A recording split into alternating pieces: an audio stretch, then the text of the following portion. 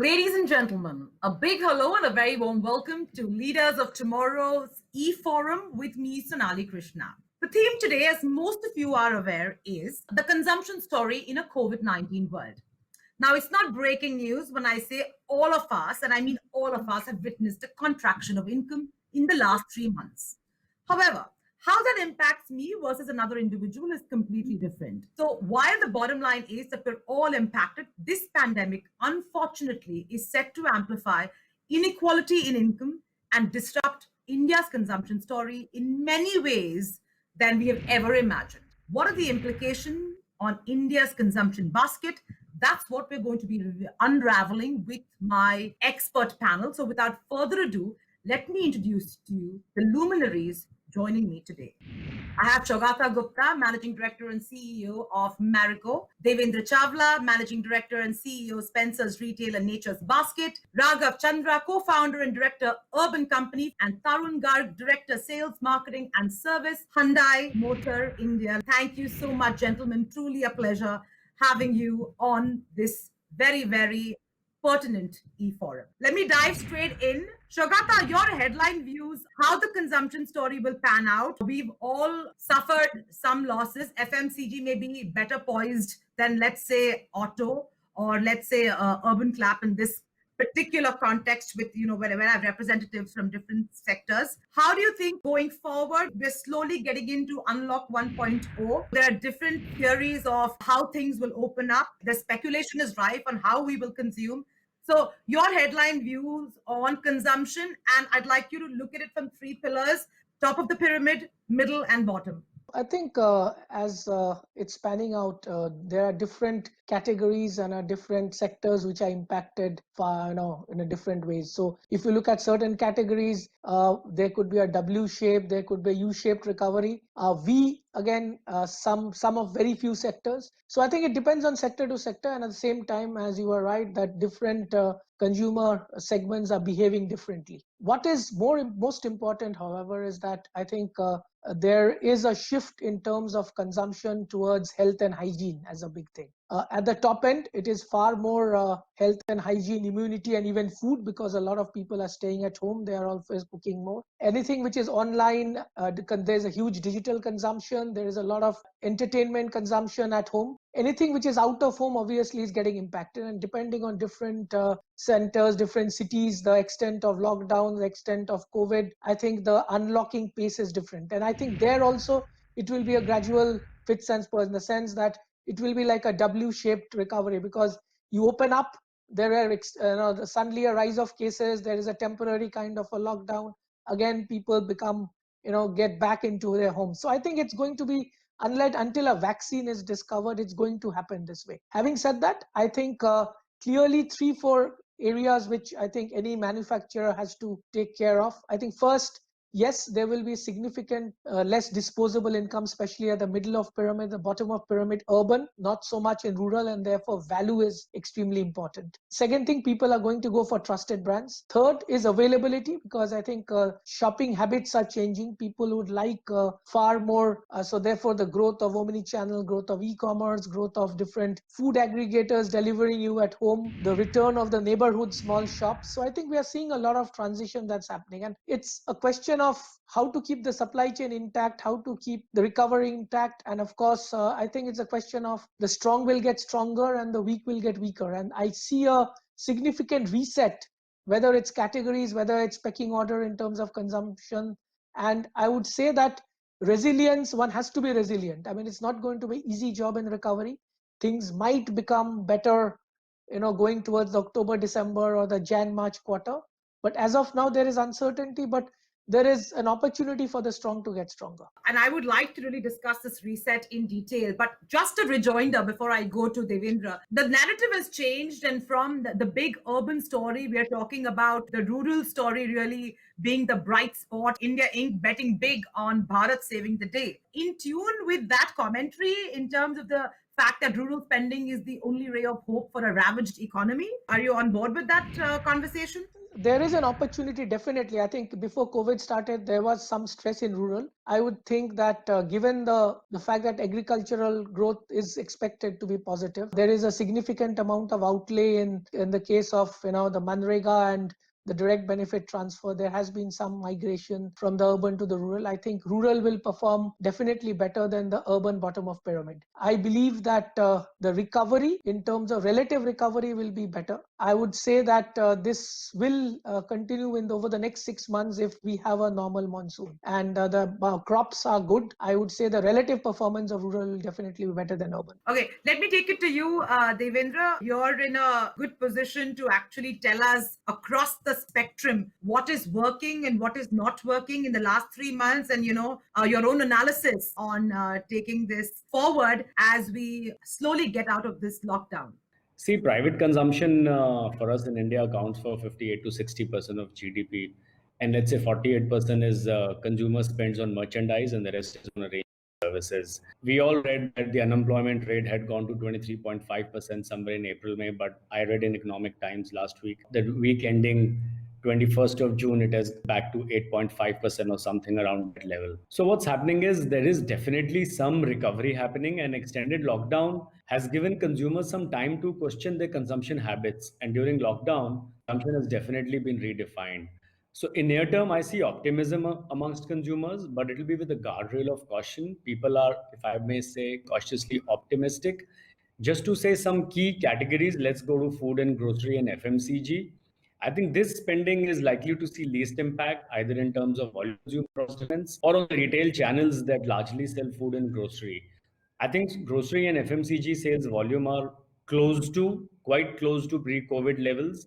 The numbers are very close. In fact, deficit on hygiene is leading to branded and packaged goods to rise even further, like from loose, audit more packaged and branded. And interestingly, categories like non-vegetarian fish and meat, because of high trust factor in supermarkets, modern trade, where you can see hygiene standards, is seeing a lot of traction with us in online as well as in our stores. So I think nutrition is big time. On personal care, if I go, I think the need to have categories will not take a hit, but nice to have categories. Again, consumption has started, but will take a little more time to recover. This is where the cautiously optimistic mindset comes in, and affordable wellness oriented beauty and personal care products will do going forward. If I go to other services, which gets impacted in what we sell in modern trade, you see salons have been impacted. So a lot of DIY as a trend has come up, which is do it yourself. I mean, that trend is right now in town, and in-home grooming is on the rise. And I think that will continue to rise. The whole range of products, and see the equivalent of what food industry developed, what we call RT, ready to consume and ready to eat, RTE. What it does is reduces negative labor. So you don't have to go full preparation right from scratch, like scratch cooking. Some bit is already done and some bit you close in your kitchen.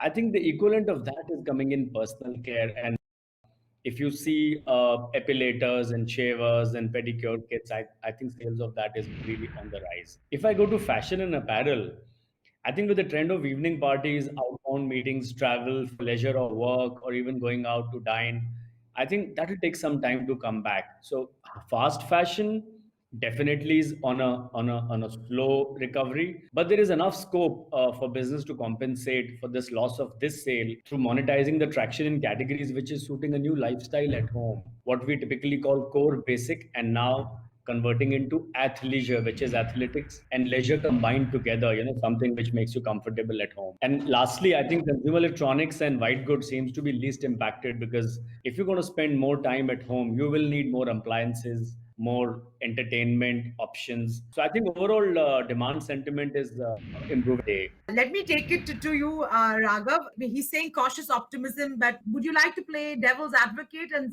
talk about it from a consumer confidence point of view? Most consumers have lost confidence, just like corporate. There is a corporate confidence decline, as we're all aware. Do you think, in terms of consumption, apart from daily staples, how we consume, top 5% of the consuming class versus the bottom 30% will be, of course, vastly different.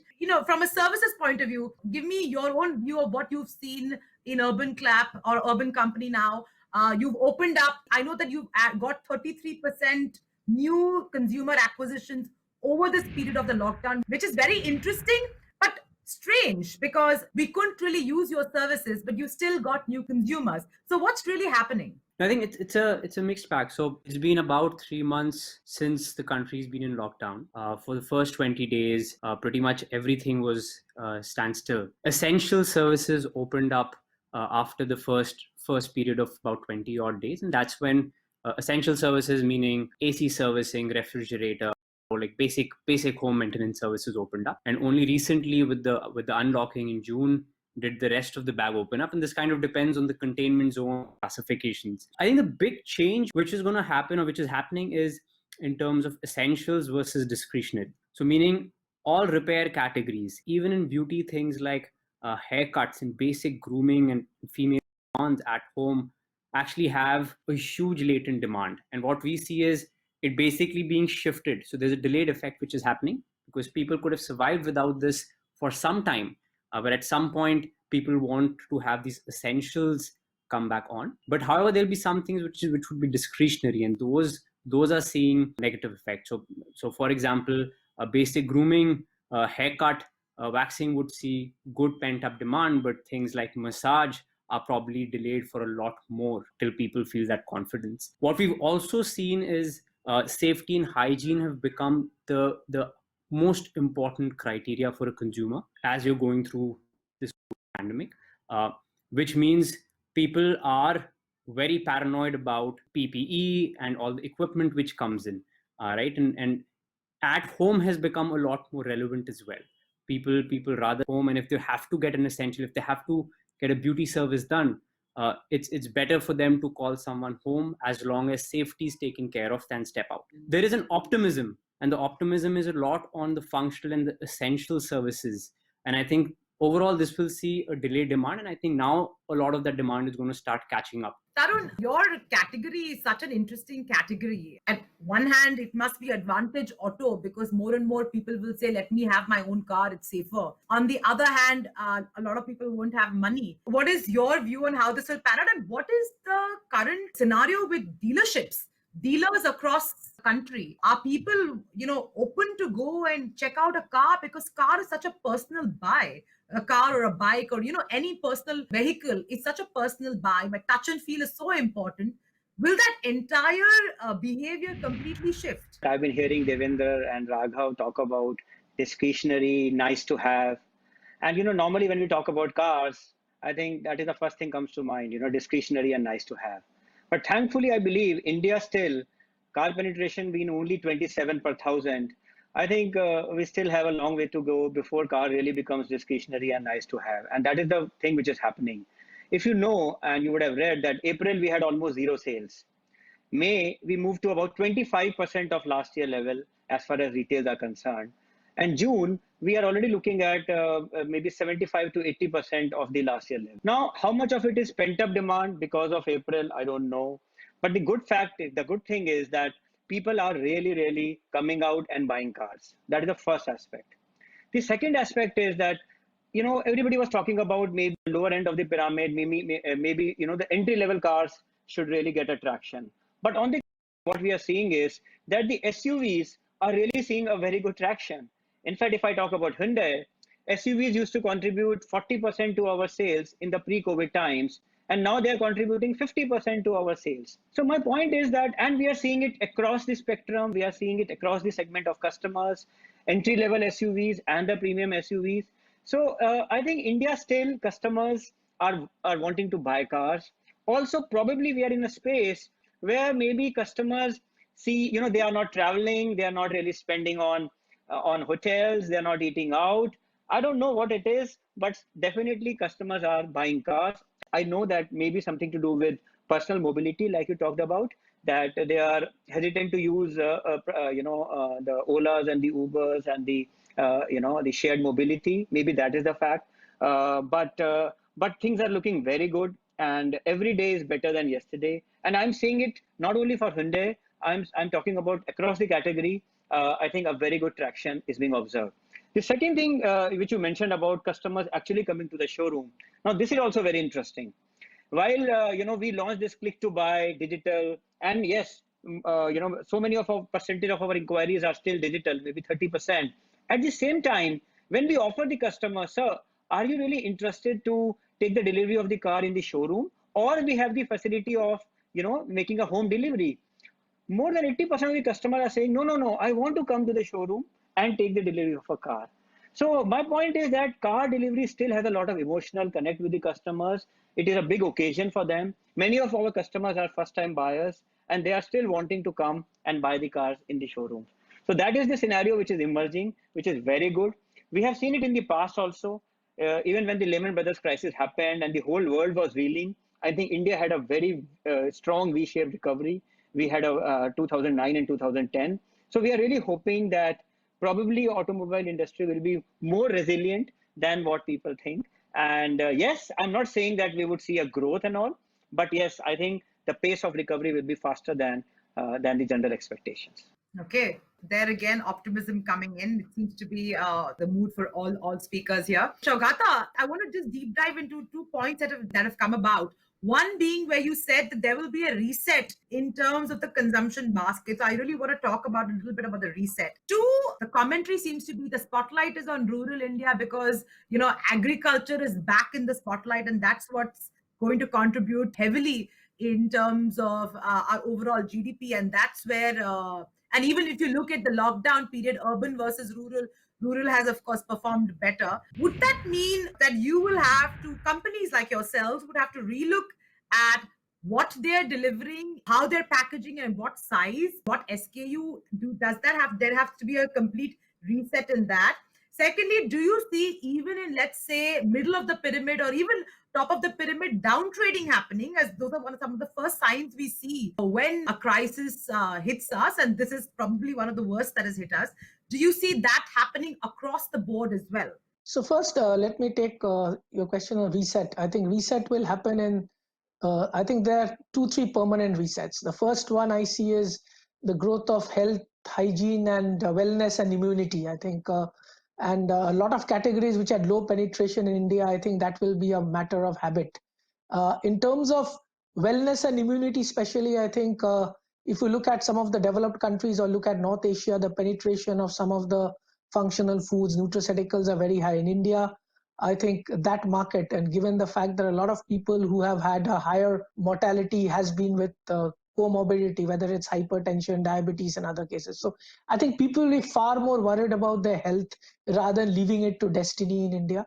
And therefore, these two are a permanent reset. I think digital adoption, whether it's for digital transaction, whether it's for e-commerce, is a permanent reset to me. And I think a lot of automation across the supply chain, across distribution, working from home, and this entire model, I think the operating model, I think, is a permanent reset.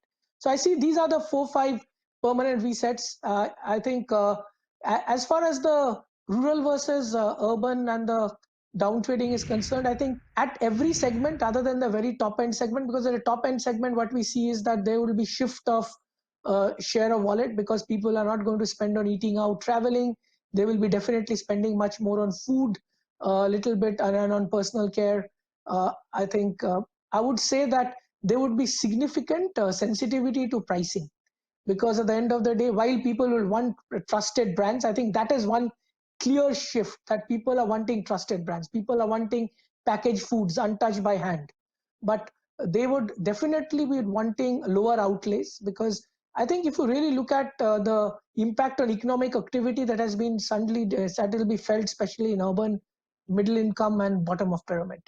And I think, yes, pricing will become a great determinant in terms of choice of brands. In certain categories, you can't titrate consumption. You have to downtrade, because the consumption is something which is, especially in categories where there's heavy consumption. As far as rural is concerned, yes, while pricing is important thing, I think one of the biggest changes that will happen with that in this sector, it is companies with far more direct rural distribution will have a source of competitive advantage, because no longer the intermediary in urban being a catalyst for the rural distribution, that impact will reduce definitely. And therefore, I think while rural, I think everybody's in relative terms is a big opportunity, it's very, very critical for the urban consumption to pick up, urban economic activity, whether it's construction, whether it's manufacturing, the reverse migration to happen, that activity to pick up, because I don't think with just rural consumption, one sector will drive. I think this should hopefully pick up towards the second half of the year somewhere. And then only you will see a overall holistic recovery of whatever categories. When people talk about spotlight being on Bharat and India Inc. betting on Bharat, I remember a few years ago, actually 5 or 6 years ago, India Inc. Rather FMCG in particular, had invested very heavily in rural, and the plowing was done because the anticipation was that the fruits that were going to be reaped were going to be very sweet, but that didn't happen, and the rural story failed. And now we have come into a stage where we're betting again on rural. My question is, okay, that's great. Let's say the 30 million odd migrant workers who have lost jobs, gone back home, who are also significant contributors to that income basket where there was actual consumption happening. Do you think, with taking that into consideration in toto, betting on the rural story is actually something that has been thought through? Or is it just optimism that has been sparked because we need to show optimism somewhere? So just let me reinforce what I said earlier, that if you need a holistic recovery, you need the urban to recover also. It's a more relative terms. If you look at the pre-COVID year, I think urban performed better than rural the previous 2 years. It's got to do with a function of whether it was monsoon, it was a question of the agricultural income and other things. Also, therefore, a lot of premiumization happened in the urban sectors and in urban categories. What I would say is the immediate term, which is I'm talking of the next 3 to 6 months, I expect rural to perform definitely better than urban because they're in a better shape. Having said that, you won't get the total recovery if urban doesn't recover. So therefore, I think this entire, and I'm not putting all my eggs onto the vaccine getting discovered. We need to live with this situation. I believe that as and when economic recovery steps up, and I think people beginning to, what is important, of course, that's why I said it is going to be a series of W's rather than a V, I believe, because as I speak today, there has been cases of 2-3 places where again a lockdown has been announced for the next 12 days. Okay, Guwahati being one place. So I think it will be a series of starts and stops. But I would say that we are a resilient economy. We are a resilient set of people. What is important is, of course, is that being at it. And I surely, as the year ends, you will see a recovery. But just rural is not going to save the day.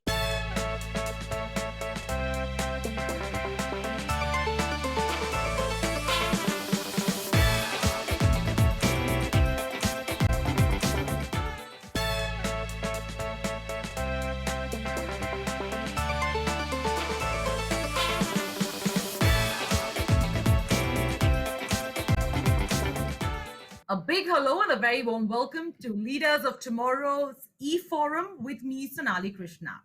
The theme today, as most of you are aware, is the consumption story in a COVID-19 world.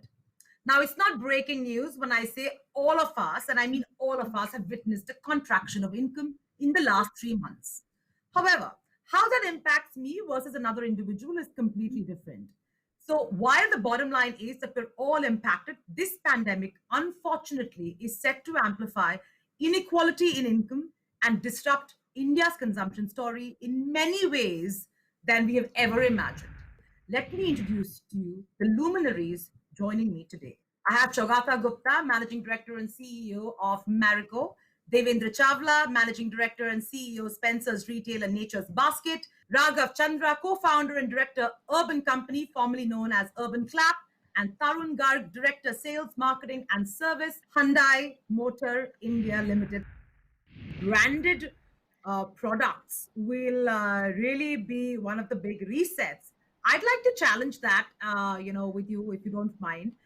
Do you think that's actually going to be the case, given that finally, if it is packaged and it's unbranded, but it's cheaper, and my overall income has contracted, and I am from a lower middle class, or even let's say the bottom 30%, or even the middle segment, which is the salaried segment, which has lost some money, isn't there an argument to be made that actually this is a good time for the unorganized sector as well, because they will be competing heavily on price, and when price sensitivity is now going to peak, this might be a tough time for branded products? Gap between unbranded and branded also is a natural journey as evolution of a country as it develops.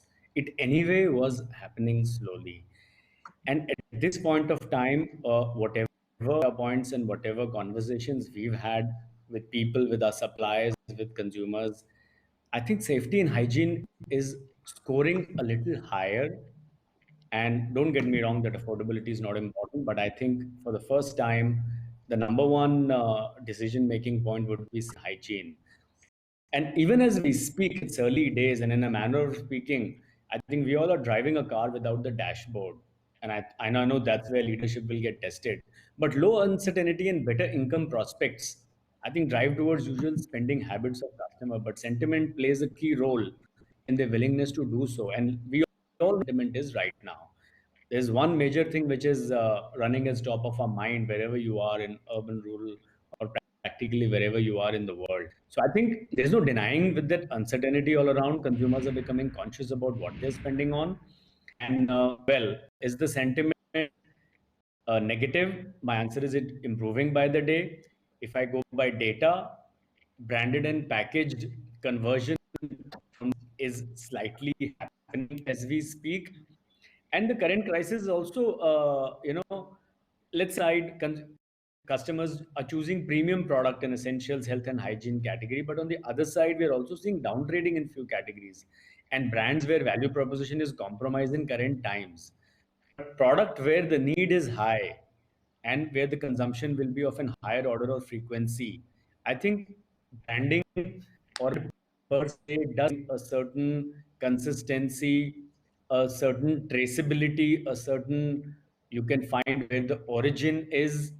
And at least for our kind of customers in modern retail, I can definitely say that the conversion from unbranded to a little branded is happening.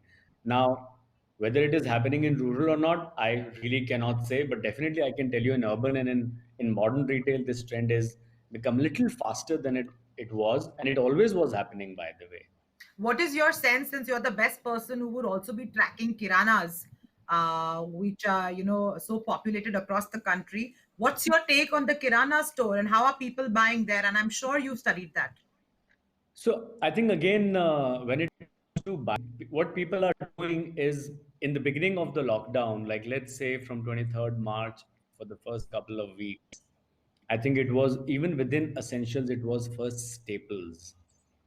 And discretionary, obviously, people said what I need and what I need for some time.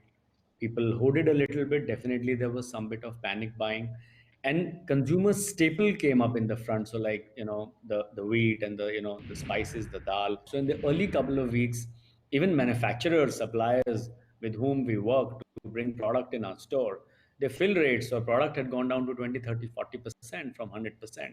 So you can't do that if you have 5,000 SKUs and everything is in short supply. So what you do, we worked with our suppliers and focus on the top 500 items. And what does a kirana does? A kirana, because of the lack of space or a 2, 3, 400 square feet or 500 square feet space, unlike a large, let's say a hypermarket, though some stores are also smaller, like convenience store, they focus on the top 300 to 700 SKUs. So I think in the beginning 1 month, the whole country, whether you're buying from e-commerce or online or even with us on an app or in store or even in kirana, I think it all narrowed down to the least common denominator you need in the kitchen or in the household to run your family. I think as April ended and May came, things start to come back into the natural contribution within home care, personal care, processed, frozen, even ice creams and frozen, made a comeback.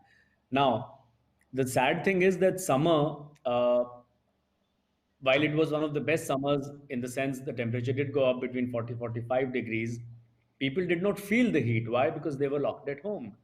So soft drink sales were soft because people, even though it's a great summer, people aren't going out, so you're not feeling the heat and you're sitting in your air conditioned, or even wherever you are inside your home where it's not so hot. So amazingly, we've seen a very different trend, which probably is once in a lifetime. I want to come to the supply chain bit and I want to talk about demand. So first, Raghav, let me bring you in. Really, demand creation is definitely the most important narrative. This country needs to take seriously. So, what are you doing? And what are people in your industry doing, especially in the services space, which might be more impacted than, let's say, FMCG or retail. What are you doing to ensure that there is some demand creation done? Because there's also this entire fear psychosis which is embedded now in our, within us, and that might ensure that even if we want to do something, we keep away. So we did a very interesting thing during the lockdown. I think in the middle of it, where we launched a little feature to gather how many people would be interested in a service whenever things open up, so that we can reach out. And staggering 1.5 lakh people sign up in just 10 days. Basically meaning that we realized early on there's a high bit of demand and people are just waiting for it to be a little more comfortable. And now as it's category specific. So for example, AC servicing has been a huge deal because of the summers, right? And even more important because AC became, like, as Devendra Tarun pointed out, it was basically winter in everyone's house. But other categories, for example, men's grooming has actually grown beyond the original peak, and that's just been in about 1.5 months, right? So that's picked up very, very quickly. Similarly, there were some new categories which we launched, such as disinfection service, right? Utilizing or kind of serving the need of the hour. So it's been a mixture, but specifically the big effort internally in the services industry, which we keep doing and thinking about, is how do we make things safer and more hygienic. That's we, through a lot of our interactions and what consumers want, the number one thing coming out to be right is just the safety and the hygiene angle. All right, and a bunch of things have happened there. So ensuring partners have all the equipment and the PPE available. We've reimagined some services themselves. So services, for example, in beauty and salon, you have threading and waxing, and we've tried to figure out what's the contactless version of those services. Solving a lot of these second level problems to solve for hygiene and safety is actually what's going to help us come back quickly and beat the old normal. But overall, I've seen, I think there is generally a preference for, in the whole services gambit, there is a preference for at home, because there is a very strong perception of it being a lot safer. And I think that certainly works for us. But I think for the offline world or the outlets, I think that would probably take some more time. Sure. Saugata, quickly on the supply chain bit, and that's the, a critical piece apart from demand. But I want to talk about your, large companies such as yourselves. The supply chain has been an issue, and going forward, let's say even, in the food space or in the grocery space, yes, people want to spend because everybody is in work from home mode. I mean, at least, most of the country is. Lot of these small players, a lot of MSMEs who are functioning, as, support systems to large companies like yours have been severely impacted. What is your view on those companies, those suppliers who are very, very critical in actually dealing with players like yourselves? I think if you look at the fact that we are today operating at almost near normal, and that journey had started from, I think, somewhere in the second week of April, where things started moving due to different government notifications. I think one of the things we realized that we do well if our ecosystem does well. And the ecosystem could be our suppliers, our distribution partners, our CNFA. And therefore, the first thing which we did was, and we are lucky because our sector is reasonably cash rich, is to ensure that we support them in every way, whether it's in ensuring their working capital, ensuring the safety of the third party. And then only our system went up and running. And therefore, I think if you look at, if you want to difference within a sector also, some guys have done well, some guys are still struggling, is I think the agility of the system in terms of getting your supply chain up and running, and not only your own supply chain, but the entire ecosystem up and running. I mean, it could be the permissions for them, putting the standard protocols of safety, helping them out on, see, a lot of cases, I think in India, the factory operating configuration doesn't support social distancing. So how do you drive social distancing in that kind of a scenario? Or in a lot of cases, I think the supply chain is up and running where the people are today getting accommodated, they stay within the factory premises because that's the best way to operate. So I would say that if people who have taken a holistic view of their supply chain and not just ensured only we are up and running, but the system is up and running, then I think people have been more successful than others. And Has that been I the would think case? so. I would think so, because that's one of the reasons I believe we have been able to get into 90% to 100% near operating levels. And we are, mind you, we are operating also at 50% capacity, 40 to 50% people. So I think the other thing is system has got stress tested. So that also raises opportunities for different operating models and automation right through the chain. Do you think the government has done enough to ensure that I have more money in my pocket and hence I will spend more across different socioeconomic groups?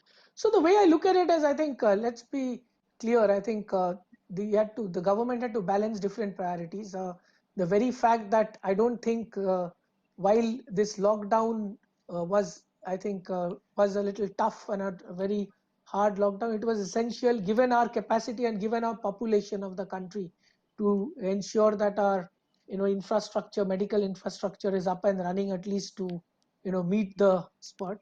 I would say that given the fine balance the government had to do, yes, there may be a little more on the consumption side, but I think again if you look at the condition of some of the economic growth and other factors, demand factors pre-COVID wasn't that rosy anyway. So I would say that in the given circumstances, the government, I think, has tried their best. Now, at the end of the day, there is always, the intent is good. Sometimes there could be execution flaws sometimes, but I would say that given circumstances and given the balancing act one has to do, they have tried to take care of, at least through a differentiated allotment to the Manrega and the bottom of pyramid. I think it's up to the execution of it. I think which is very, very critical, whether in terms of loans and this one to the MSMEs and other things. And this will take time. It's not going to be an easy process. This will be a difficult process, and I think it will take a couple of quarters for things to actually be back on track. I would say that having said that, I think some of the other things which the government is thinking, whether encouraging manufacturing, and I think what is most important actually, how do you set India up in terms of ease of doing business, so that if there is manufacturing opportunity getting diverted from some other countries to India, India has seen that, and that will be the one which will be a critical factor going forward in terms of how India sees itself as creating more employment, more manufacturing for it to come out of this situation as of now. Tarun, I'd like to pose the same question to you. Don't you think, apart from, yes, there have been some direct transfers and all of that, but I mean, the lower middle class, upper middle class, all of us are pretty stressed with when it comes to cash. My electricity bill has come to some mammoth amount, crazy amounts. Like lots of people are worried about it. So, don't you think that we should have gotten more cash so that people like me and others can spend more and make all your companies more profitable? Unfortunately, Sonali, I tend to agree more with Saugata here. And, government has their priorities. While all of us, there are so many of us, various categories who are raising our hand. I'm there, please see me, please see me. But I'm sure, government has to really have a very holistic approach. And I think they have tried to do their bit. And I think last couple of years have been very tough for the Indian economy. And considering the situation of fiscal deficit, I think and it has to be slightly long term. While yes, in terms of auto, we were demanding so much, but then we realized that ultimately it boils down to us. So what we can do, and I think that is what we are. As far as Hyundai is concerned, I can tell you that launch new products, try to create more demand. How are you going to create demand? Look, I'll give you some simple examples. Today, what is the concern of the customer? He's feeling that maybe I am not able to give EMI to the bank. I mean, maybe, first 1 year, can I get some kind of a relaxation? So I think this was also an opportunity to really innovate bring some flexible solutions to the customers, maybe step up EMI, give him an assurance. Like we came up with the EMI assurance program, which was industry first, because customers are feeling maybe I lose a job. What happens if 6 months down the line I lose a job? We said, okay, we come ahead and maybe give your 3 EMIs to the bank on your behalf. So my point is that you have to innovate, you have to see what you can do, and then of course, look, if the overall economy improves because of whatever government is doing, I think all of us, all the panelists, in fact, all the categories will improve. I think that is where we see it, that it all depends on the general economic situation going better. And of course, the whole pyramid has to be seen, right from the bottom to the top. And I think government has done their bit. If there is one thing, Tarun, that you would like to, which is giving you sleepless nights, and you would want the industry at large to, give it some food for thought, maybe even the government, but industry as well, what would it be? No, I think, look, like he mentioned, like Saugata also mentioned, right now the sleepless night is there, more lockdowns coming, and the point is we don't know when the vaccine is going to come. So the whole idea is, are we ready to really live with the virus? I think all of us have learned a lot in the last 2 months. We know that probably we have the ability to really protect ourselves and still work and still get the wheels of the economy going. I think this is what together we have to see. We can't just live in the hope that October is coming, maybe a vaccine is there. So we have to assume that probably we still are a long way away and see how we can move forward. Do any of the speakers think that consumption will be only limited to roti, kapra, makan, and internet for the next couple of years? Definitely, I'm a believer that comes. Obviously, all these questions are perfect because we are in that mindset right now. But I, I genuinely believe that people eventually go to bars once the solution is found, whether a medicine or a vaccine. People will definitely go out and want to meet. Definitely, weddings will have more number of people than what they have. So, if we are talking and none of us are expecting, and hopefully, so we all are. We all are driving a car without a dashboard. So I'm also being optimistic by not assuming that this will last for 5, 10 years. And let's say for now, 6 months or 1 year is what everybody is talking about. So eventually it has to get better. Just ask yourself, if we've spent 3 months at home, can you really continue to live like that for the next 30 years? How does it make you feel? And you will get answers like, no, you really long to travel, you really long to see different places, you want to meet your friends, you want to take a flight and see something new. But I need to have money I'm also. I need to have money. absolutely. So while you're spending more on your power bill, I'm sure you'll be saving somewhere else, and it's a double whammy because you're spending on power. Your air conditioner must be also drinking a lot of more hot drinks, so it's a double. But I think what Raghav said, I think a lot of will happen. People will find new solutions of consumption at home. Like at the top of the pyramid, how can they have more entertainment at home? I mean, how can they having experienced, uh, let's say, going to a mall or a multiplex, and while you're fine with OTT and entertainment, how can you have a better experience? How can you have somebody entertain you at home, as Raghav was speaking? I think people who can afford it, at least at that, will try to find those solutions. And to some extent, of course, the middle class will try to find a mid path. Yes, definitely. For people at the bottom of the pyramid, it's definitely a tough time, and that really needs to be worked upon. Last word to you on, what is the current need of the hour that as an industry overall, as leaders, across different spaces, one should be thinking about? I think firstly, I think what any leader, what we would have learned in 3 years, we have learned in 3 months. And I think it's a clear growing up of a lot of young leaders today. And I think I've told this to a lot of my colleagues that this is, I think, this has really stress tested you. And I think what we have learned from these is that I think how to ensure that you balance people along with business. And because at the end of the day, as a leadership team, we are responsible for each and every Mariconian or any other supports the entire ecosystem who are fighting and keeping us going every day. How do you keep their safety, keep their mental health, keep their anxieties and handle that. I think to me, that's the biggest thing. And I think it's a growing up of a lot of leaders in the last 3 months. And I think it's just not about being, I understand some sectors need to cut jobs, needs to cut costs, but I think at the same time, how do you ensure that if you take care of your people and the ecosystem, business always happens. And I think to us, that has been the greatest learning personally for me. I think that's great. I think we can finish this conversation off on that lovely note that you have to take care of people, business follows. Hopefully, more companies, more corporates, more leaders can adopt that mantra. And here's to better times. I must say it's been a rough 3 months, but I would have preferred to do this conversation face to face any day. And hopefully, we will reach that day at some point in the future. On that note, thank you so much, gentlemen, for your time and for your thoughts. And stay safe and stay happy.